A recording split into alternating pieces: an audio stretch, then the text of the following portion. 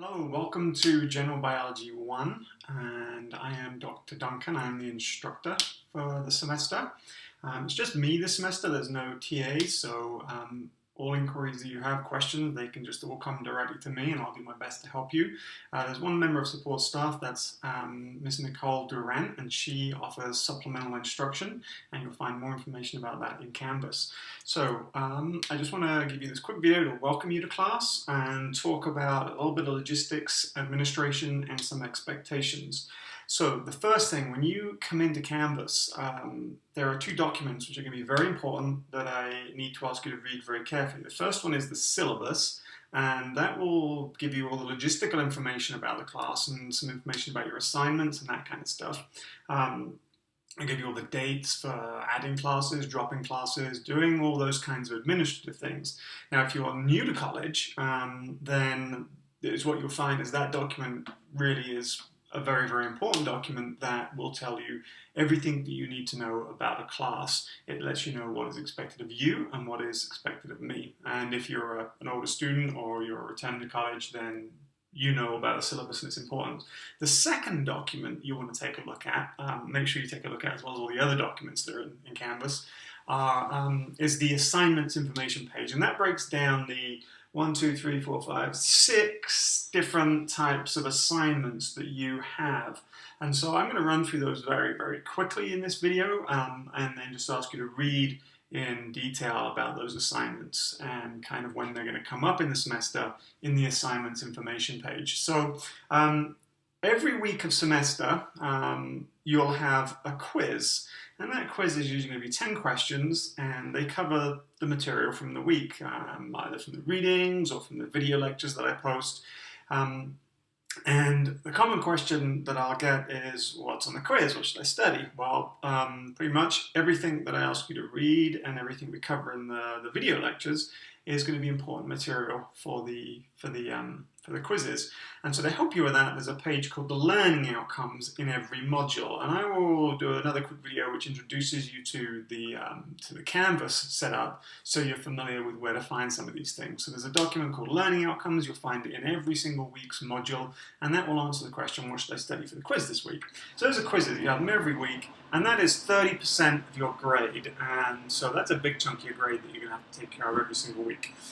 You have these things called response papers. Response papers are short responses.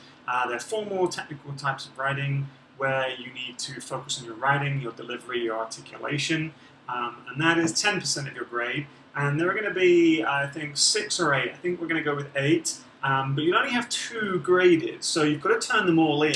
You won't know which ones I'm grading, but I'll give you your scores for them at the halfway point. The first ones you do, I'll give you the score for them in the mid-semester point, and that gives you an idea of how you're doing. There's also a practice writing assignment in the first week, so you can get some feedback on your writing. Writing is difficult, and I'd encourage you to use the Learning Resource Center, and there's a page as a part of the syllabus which has got a list of resources that you can go to for help. Every week, well, not every week, every kind of other week, and not exactly every other week, but over the course of 16 weeks, there are going to be 8 sets of problems for you to work on. Those are going to be 15% of your grade. Again, you've got to turn them all in, but they won't be graded. So you've got to do all that work. And the reason that is that when you're working, you're learning, and you get some feedback on some of those. What else do we have? We've got 4 homeworks that you'll do, and those are all done online. And the goal of the homework is to help you prepare for some of the more harder, more challenging quizzes, especially the ones which have got some quantitative aspects to it. So the genetics, the cellular respiration, some of those things which are a little bit more challenging.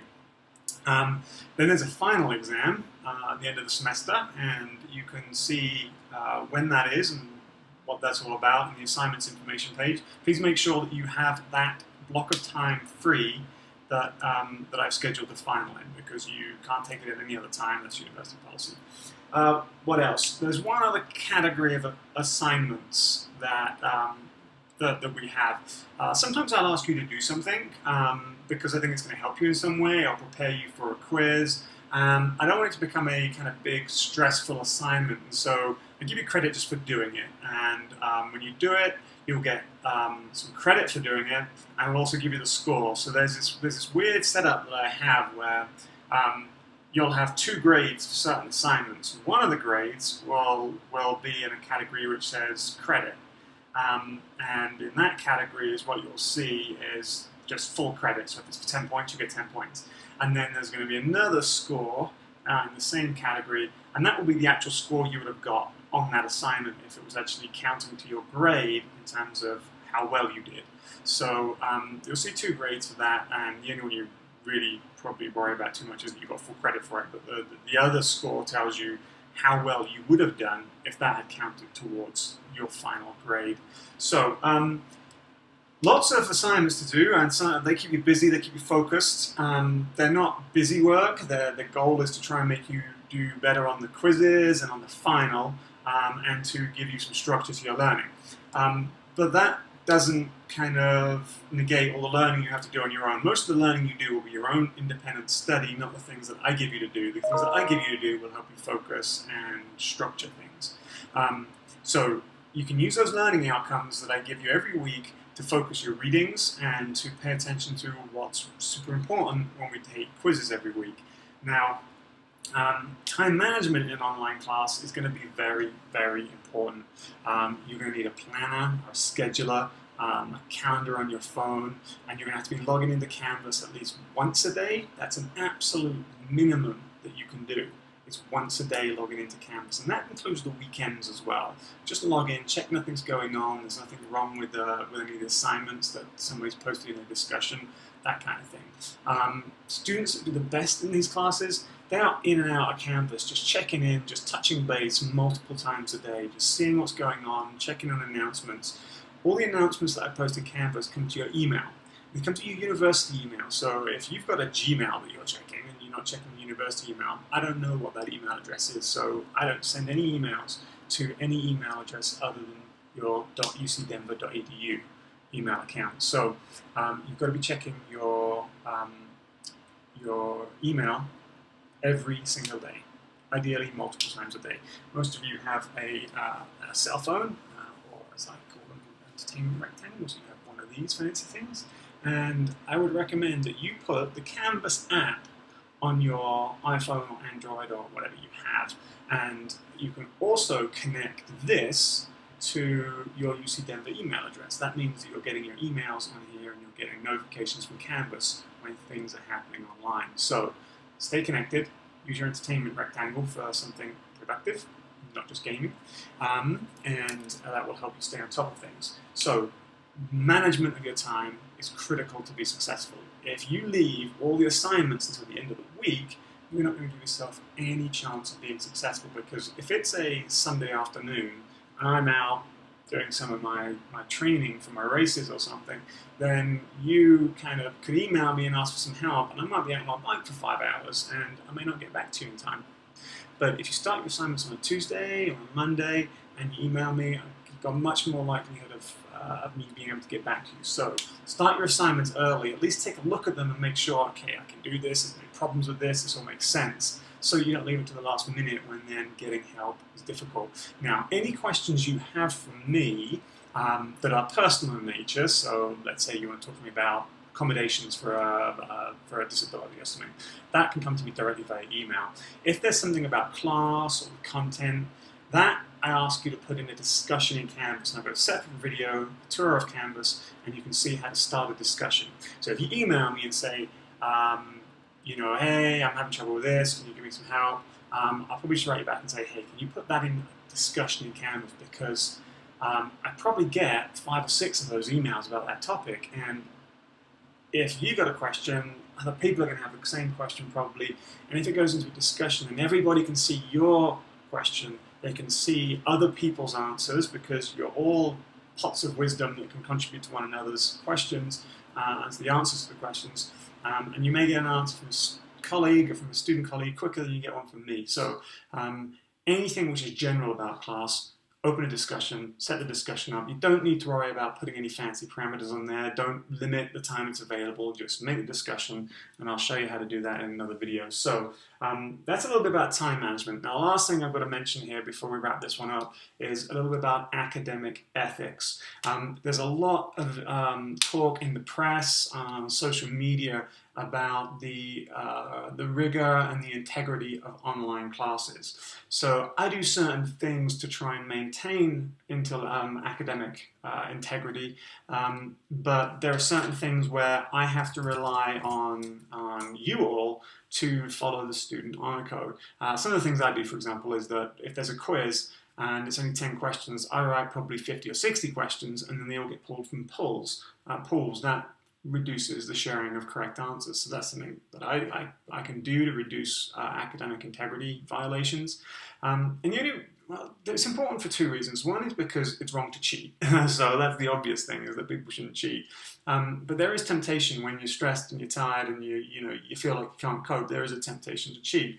And when we talk to students about violations in academic ethics, is what we often find is that I was tired, I was stressed, I didn't think I could cope, and the sad thing is that it undermines another student's work. So if you're a student who's working hard, not cheating and getting an A, and then there's someone else who's not doing the same work, your A is being undermined. So this isn't really kind of me getting on a pedestal about cheating per se. It's about protecting the integrity of the academic process. So you can use your books and your notes for your quizzes, because it's going to be unrealistic for me to try and stop you doing that.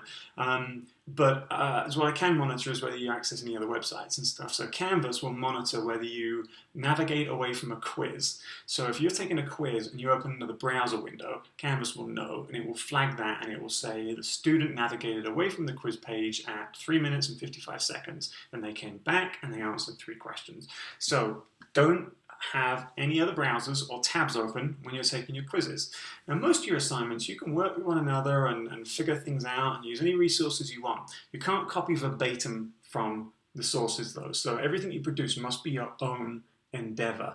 You can't make one document for you and somebody you're working with and turn the same thing in. Someone's got to own the work. So if you turn some work in and then someone else does, I have to come to you and say, who does this belong to? And if you say, well, it belongs to me, this person didn't do any work and they can't get a score. So keep your work separated by doing the work, the actual work, the product yourselves, but certainly collaborate and talk to one another and explore ideas and think about solutions to problems and things like that.